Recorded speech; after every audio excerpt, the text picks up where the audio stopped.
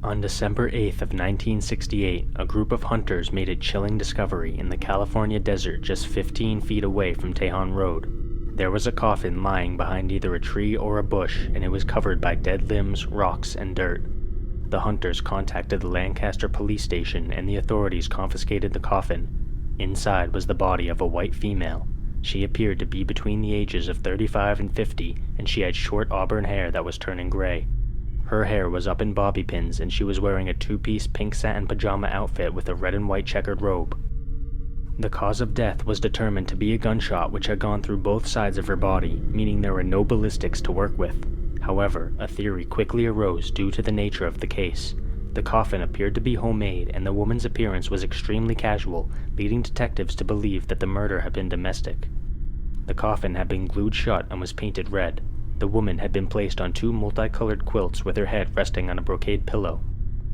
Due to how carefully her body had been laid to rest, investigators speculated that the killer had been worried about animals getting into the coffin. This furthered the idea that the murder had been domestic. The medical examiner stated that the woman had been dead between 3 months and a year. She had numerous gold fillings, had undergone a hysterectomy, and had given birth at least once. Unfortunately, the body had been dead too long for fingerprints to be collected. The detectives attempted a technique of hydrating the fingerprints, but it did not work. After examining the woman's clothing, the investigators determined that they had most likely come from the UK. Detectives turned to searching through missing persons reports in the area, and they even sent letters to several big cities asking about missing females with Jane Doe's description. These efforts did not produce any new leads. With so little information, the case quickly went cold. Investigators suspect that the killer is most likely dead now, but the case remains open. Several theories exist about the woman's death. One suggests that she was a mercy kill. In other words, she may have been suffering for unknown reasons such as medical complications, and somebody killed her as a means of ending her suffering. Another theory suggests that the killer could have been the father of Jane Doe's child or children, and he murdered her for unknown reasons. One final theory suggests that the woman may have been suicidal and ended her life with the assistance of someone else. None of these theories have substantial evidence behind them, so all we can do is speculate.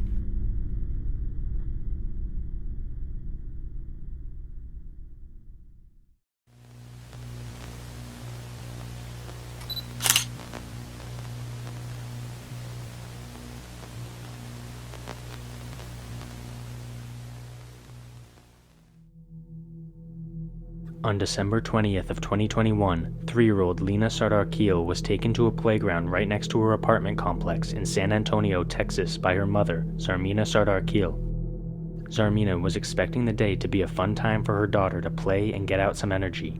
She never imagined that it would end in tragedy. Security camera footage from the playground shows Lena playing, but at one point she walks out of frame. That was the last time anyone ever saw the little girl. She was wearing a red outfit with a coat at the time. Zarmina had left the area for only a few minutes, but that was enough for Lena to disappear. The police conducted searches around the area and an Amber Alert was issued, but nothing was ever found. Her father, Riaz Sardar, stated that he was afraid Lena's case might be forgotten. Their family is still desperate for answers about her whereabouts and well-being. In 2023, the National Center for Missing and Exploited Children partnered with the television show On Patrol Live and shared Lena's case. They showed family photos of Lena on an episode that aired on March 24th. The episode generated widespread sympathy from the public, and the communications director for NCMEC stated that she received many calls from viewers asking how they could help with Lena's case. On Lena's 5th birthday, her parents held an observance for her. During this ceremony, law enforcement released a digitally age-progressed photo of what Lena might look like now. Riaz said that he hoped it might generate some new tips. Sadly, no new developments have occurred yet, but Crime Stoppers and the Islamic Center of San Antonio are offering a cash reward for information about the case. Anybody who has information can call this number to reach the San Antonio Police Department's Missing Persons Unit. Hopefully Lena's case can be solved and she can return to her parents safely.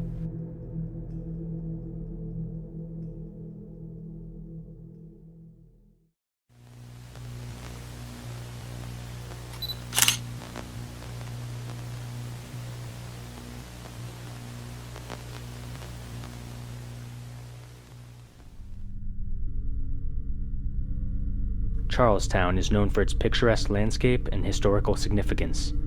The small West Virginia town is not the type of place you would expect to find a brutal murder, but the unexpected sometimes happens anyway. On August 27th of 1969, 33-year-old Amelia Wilson was returning to her apartment when she was assaulted by an unknown man. The attacker left her with a severe head wound. She was rushed to the hospital, but unfortunately passed away due to how serious her injuries were. There were no witnesses at the scene. Amelia had been a well-respected member of the local community. She was described as hardworking and devoted to her sons. The murder shocked Charlestown residents because it showed them that even their quaint little slice of America was not immune to violence. The Charlestown Police Department and the West Virginia State Police launched an investigation and uncovered a cryptic scene. Amelia's clothing had been removed from her body and carefully placed on a nearby fence. Her body did not have any signs of sexual assault, which further deepened the mystery. Why would the killer remove her clothing if he did not plan on committing any sexual crimes? Furthermore, there was a large amount of tip money that Amelia had received that day that the killer had left behind. This meant the motive had not been robbery, and there was no evidence connecting Amelia's death to any suspects. Amelia's sons, Gary and Stephen, were forced to grow up without their mother. The local community rallied to try to raise funds for the children, but these efforts did not last long. The impact that their mother's murder had on their lives was clear. Gary ended up running into legal trouble years afterwards, and even though Stephen managed to make a good life for himself, he only did so after years of struggling. As time has passed, Amelia's murder investigation had transitioned into a cold case. Many younger families in Charlestown no longer remember the murder that had rocked their community. There have been some more recent attempts at solving the case, but none of these have seen any success. Law enforcement stated that documents pertaining to the case were either lost or never preserved in the first place. This means that the likelihood of the case ever being solved is extremely low. What do you think? Why were Amelia's clothes removed without any evidence of sexual assault? What could the motive have been? Was the killer a local or someone who was visiting Charlestown? Did they target Amelia specifically, or was she randomly chosen? It seems as if these questions will never be answered conclusively.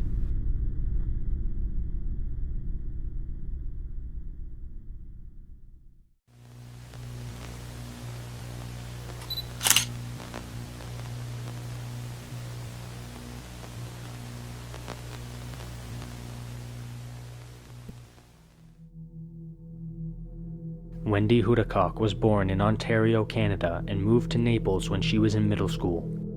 In 1998, 14-year-old Wendy was a freshman at Naples High School where she was an honor student. She was enrolled in several advanced classes and played softball for the local team.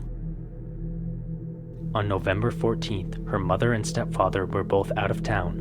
One of her stepfather's co-workers was staying at the house to babysit Wendy and her 16-year-old sister. They also had a friend sleeping over.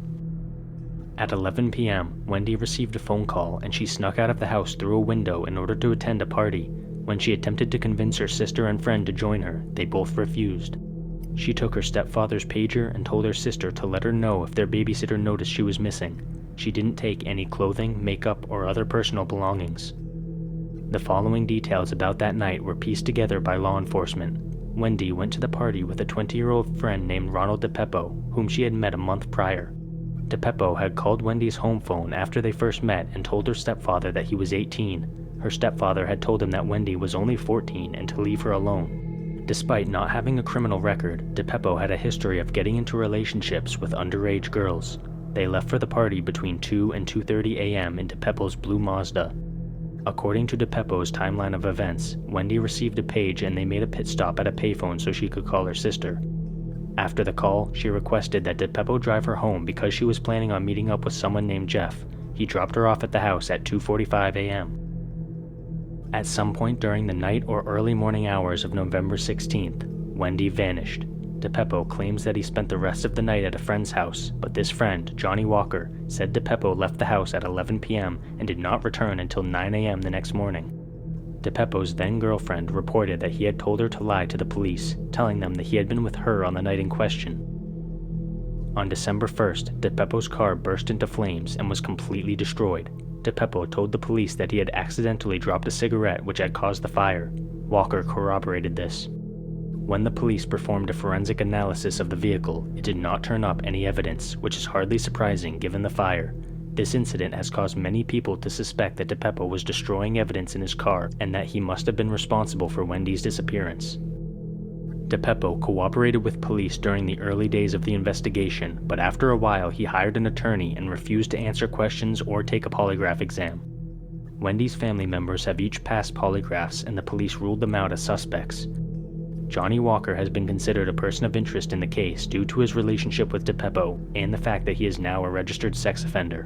When law enforcement initially questioned him, he told them he had never met Wendy and did not know her. However, 20 years later, he claimed that he knew Wendy and she had been dating DePeppo during an interview. This contradicted both his own story and DePeppo's story. Wendy's case eventually went cold without any hard evidence linking her disappearance to any suspects. Records have shown that she has never applied for a driver's license or gotten a job, as her social security number has never been used. This rules out the possibility that she had run away. Although Wendy had run away once before, it had only been for a day, and the fact that she had never used her social security number is a clear indication that she did not start a new life for herself. Unfortunately, this means she is most likely deceased. On her 21st birthday in 2005, her family held a memorial service in a Toronto church. She was listed as a survivor of her mother in her mother's obituary, and her sister and stepfather still hope that she will be found.